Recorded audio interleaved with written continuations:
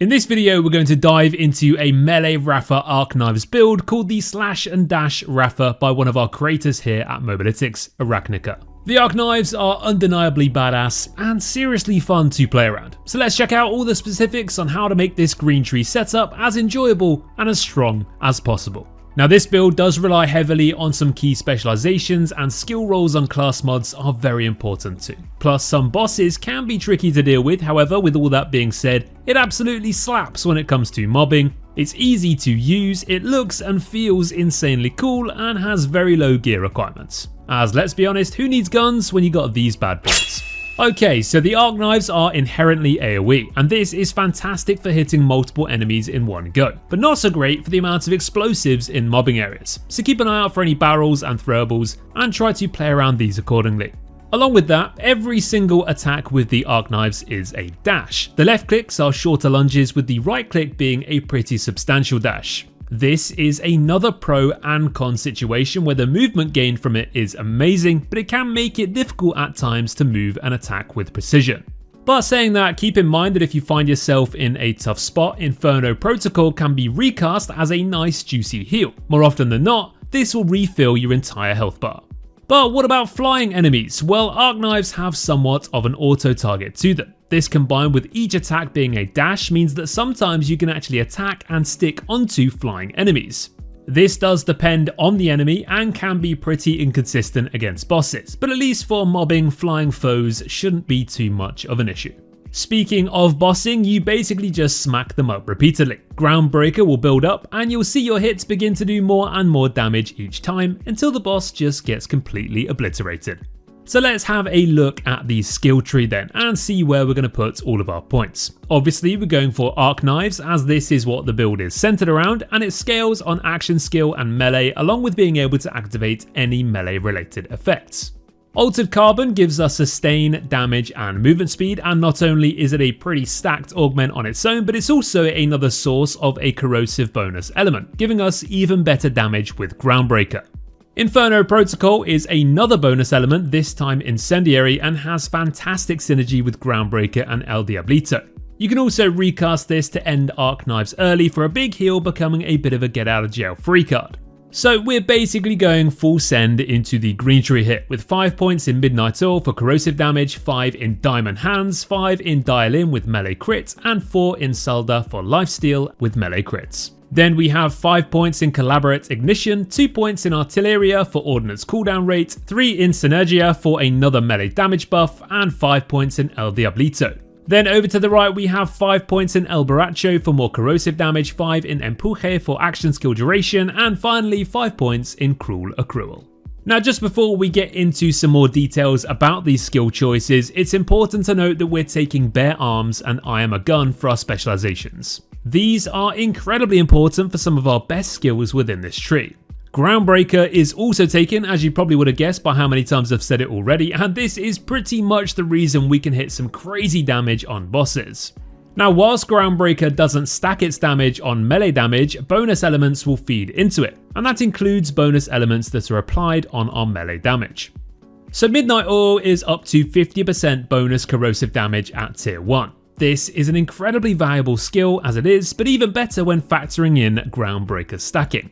Dial In gives us 100% crit damage at max stacks, giving us a solid damage boost, but also having direct synergy with Saldar as well as the Esgrimador class mod. Saldar doesn't really need more than 1 or 2 points in it, but there's not many other better options to go for here. Other potential options are Blowout or Sustainable Energy. Diamond Hands though is our first big Bare Arms and I Am a Gun benefactor. 200% gun damage at max stacks, which through those specializations gives us 100% melee damage and 100% action skill damage. And these stacks only decay when you fire your gun, but seeing as this is a melee build, we aren't going to be firing our gun. So instead we're going to be permanently benefiting from this skill once it's stacked up, which happens super quickly. Collaborate Ignition gives us another decent damage buff, and you ideally want to be carrying Maliwan weapons with corrosive, incendiary and shock firing modes. This is another bonus element, so it feeds further into Groundbreaker. Keep the gun in your hands on the element that you want, activate arc knives and enjoy the extra bonus element.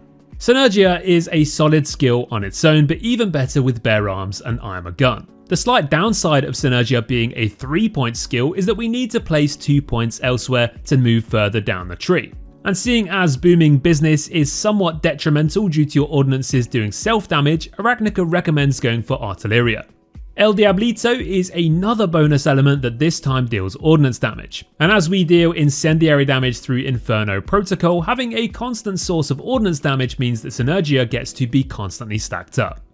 El Borracho is a damage buff to our corrosive damage whilst further buffing up Midnight Oil and Altered Carbon. Empuje lets us stay in our action skill even longer and also effectively buffs Esgrimidor as it makes that 5% even more valuable. Cruel Accrual is another insane skill to take, as at max stacks it gives 100% skill damage, and even better we can also roll more points into this with the Esgrimidor, meaning we can get 200% skill damage from this one skill. So now let's have a look at gear, and start off with the most important part, class mods. Esgrimidor is what brings this build together. It's insanely effective for mobbing, as well as still having some decent potential for bossing too. This mod gives us additional melee crit chance, as well as letting us extend our action skill duration with those crits. This is a super strong unique effect on its own. But it's also able to roll up to 5 more points into Cruel Accrual, giving us up to 200% skill damage from it, as we mentioned previously. Unfortunately though, this class mod can roll points into Booming Business, and ideally you don't want to go for that. Buster is when you really want to up your bossing power. The unique effect is useless, but the ability to roll up to 5 points into Per My Last is not. This gives us 25% chance for our action skill to deal double damage, which lets Groundbreaker do its thing. For Repkits, Arachnica recommends Triple Bypass due to the amazing synergy it has with Now With Caffeine. This specialization cuts away 25% of your cooldown, meaning you can restore 75% of your action skill cooldown by popping through the 3 charges. This allows you to not have to worry about any action skill cooldown reduction in your skill tree, whilst pretty much having no downtime. For shields, you can go for the Onion or Timekeeper's new shield. The Onion offers a decent bit of defensive value, giving 2 seconds of immunity each time an armor segment breaks. This isn't that much, but it's more than enough to keep us alive through combat and lets us tank a few things we probably shouldn't have. Timekeepers is similar to the Onion, though instead of immunity, it's basically just a general stat stick, or stat stone, stat shield, I guess. This gives us flat health, regen, and damage reduction to again help us out with a bit more durability. For your Ordnance, you ideally want a Slippy, as although we aren't going to be using it very often, it's easily the best in slot just because it's the one we're going to be boosting up the most. For your weapons, you want something corrosive, something incendiary, and maybe something shock. Ideally, a corrosive and incendiary Maliwan, which allows us to easily buff Collaborate Ignition against any health type. If you want to read more about the build, then check out the full written guide in the description, and there you can also find Arachnica's own build video explaining even more details about how to play the melee Arc-Knives Rafa setup in Borderlands 4. Thank you all for watching guys, we'll catch you in the next one, and happy slashing.